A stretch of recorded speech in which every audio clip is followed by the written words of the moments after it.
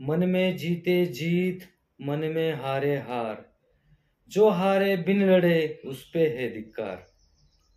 मित्रांनो, नुकताच छावा मूव्ही मधला हा प्रेरणादायी डायलॉग आपण ऐकतो आणि आपल्याला काहीतरी एक प्रेरणा सुचते. आत्ताचा UPSCचा निकाल लागला आणि आपल्या गावखेड्यातील ज्याचा पालावरती सत्कार होत होता असा एक मेंढपाळाचा तरुण त्या परीक्षेमध्ये 551वी रँक मिळवतो आणि तो सध्या भारतात व्हायरल होतोय. त्याचीच कहाणी आज आपण ऐकणार आहोत. मित्रांनो नमस्कार. UPSCचा निकाल लागला. एक मेंढ्या चारणारा तरुण बिरदेव सिद्धप्पा ढोणे, जन्मगाव यमगे, तालुका कागल, जिल्हा कोल्हापूर, कपाळाला भंडारा आणि पालावर होत असलेला सत्कार, हा फोटो संपूर्ण भारतभर व्हायरल झाला आणि सुरू झाली चर्चा ती बिरदेव ढोणेची. महाराष्ट्रात सध्या सोशल मीडियावर अनेक गोष्टी व्हायरल होतात.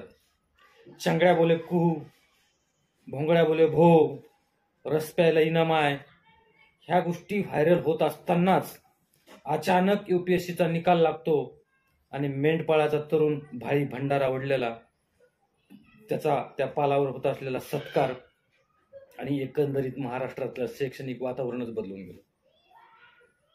महाराष्ट्रातला एकही माणूस असा नसेल की गावखेड्यातला की त्याचा फोटो त्यानं त्याच्या स्टेटसला किंवा सोशल मीडियावर शेअर करून या बिरदेव ढोणे यांचं अभिनंदन कौतुक केलं नसेल असा एकही माणूस महाराष्ट्रात सापडणार नाही. याचं कारण बिरदेवाची कामगिरी तशीच होती. बिरदेवाचा जो संघर्ष होता तो संघर्ष अतिशय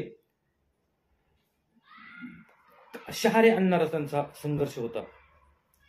नुकत्याच बिरदेवच्या काही मुलाखती व्हायरल झाल्या आणि त्यांनी त्याच्या संघर्षाची कहाणी लोकांच्या समोर मांडली. त्यावेळी कळलं की बिरदेवानं भारतामध्ये 551वी रँक कशी मिळवली आणि ती 551वी रँक मिळवताना काय संघर्ष केला. तसा बिरदेव शालेय जीवनामध्ये हुशार असल्याचं त्याच्या 10वी आणि 12वीच्या मार्कावरूनच लक्षात येतं. 86 मार्क त्याला 12वीला होते, 96 मार्क असे काहीतरी मार्क त्याला 10वी आणि 12वीच्या पिरियडमध्ये होते. त्यामुळं नक्कीच तो हुशार असणारच आणि त्या हुशारीच्या जोरावरच तो महाराष्ट्रातलं नामांकित किंवा भारतातलं नामांकित COEP या अभियांत्रिकी महाविद्यालयाला सुद्धा नंबर मारू शकला. त्यामुळे बाळाचे पाय पाळण्यात दिसतात तशा पद्धतीचा तो हुशार होता. परंतु हुशार असणाऱ्या मुलांना काय वातावरण मिळतं किंवा त्याला कशा पद्धतीचे मित्र मिळतात हेही त्याचं भविष्य ठरलेलं असतं. नक्कीच त्याच्या काही इंटरव्ह्यूमध्ये त्याने सांगितलं की प्रांजल पाटील किंवा निशांत देशमुख अशी काही त्याची जी मित्रपरिवार लाभला, त्या मित्रपरिवारामुळं त्याचं जे काही एकंदरीत वातावरण बनलं, स्पर्धा परीक्षेच्या दृष्टिकोनातून जे आवश्यक असतं ते वातावरण त्याला मिळालं. खरी संघर्षाची गरज होती तो म्हणजे पैसा. त्याच्या ह्या गोष्टी जरी अनुकूल असल्या तरी पैशाची जी बाजू होती ती मात्र त्याच्याकडे प्रतिकूल होती. कारण घरचं गरिबी होती, वडिलाचं संघर्ष होतं, वडील मेंढपाळ होते, तोही शालेय जीवनामध्ये वडिलांना साथ देणारा, 2 भाऊ 1 बहीण, बहिणीचं 12वी नंतरच लग्न झालेलं. भावांची इच्छा स्पर्धा परीक्षेद्वारे फौजदार व्हायची असती, परंतु पैशाअभावी असलेली प्रतिकूल परिस्थिती यामुळे तो फौजदार न होता स्पर्धा परीक्षेच्या भरतीच्या माध्यमातून देशाच्या सेवेसाठी सैन्यामध्ये भरती झालेला असतो आणि इथंच थोडी पैशाची प्रतिकूलता बिरदेवसाठी निर्माण होती. तसेच त्याचे काही मित्रांच्या कुटुंबीय सुद्धा त्याला पैशाची मदत करतात आणि तो त्याच्यातलं सुप्त गुण ओळखून दिल्लीला अभ्यास करतो. त्यानं सांगितलेलं आहे, मी माझी सेल्फ स्टडी करून सुद्धा हे करू शकत होतो, परंतु मी हा कोर्स करण्याचा, दिल्लीला जाऊन हा कोर्स करण्याचा निर्णय घेतला कारण गेलेली वेळ पुन्हा मिळणार नाही. मला त्यावेळी पस्तावा यायला नको की मी त्यावेळी कोर्स केला असता तर बरं झालं असतं. त्यामुळं गेलेली वेळ पुन्हा येणार नाही म्हणून मी ते कोर्स केला आणि नंतर सेल्फ स्टडी करून हे त्यानं मिळवलेलं आहे. हे त्याच्या संघर्षाचं आहे. म्हणजे आज आपल्या महाराष्ट्रातल्या प्रत्येक तरुणाचा केवळ ते अभ्यास करणाऱ्याच तरुणांचा, स्पर्धा परीक्षा देणाऱ्याच तरुणांचा नव्हे, तरी महाराष्ट्रातल्या प्रत्येक तरुणाचा युथ आयकॉन हा बिरदेव ढोणे असणार आहे.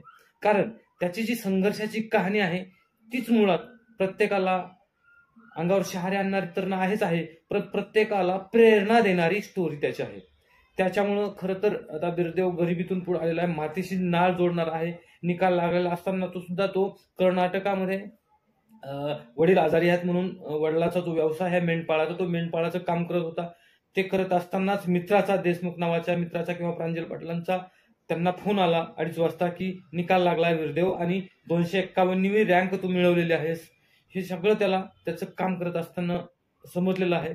सगळं असताना ह्या गोष्टी म्हणजे मातीशी नाळ जोडणारा हा जो तरुण आहे, यांच्याकडून आता भविष्यात अशीच देशाची सेवा घडावी, प्रेरणादायी प्रवास त्यांचा जे काही तरुण आहे, त्या तरुण युथ आयकॉन आहेत त्यांना मिळावा आणि या गोष्टीसह त्यांना देशाच्या सेवेसाठी आपण पुन्हा एकदा शुभेच्छा देऊ.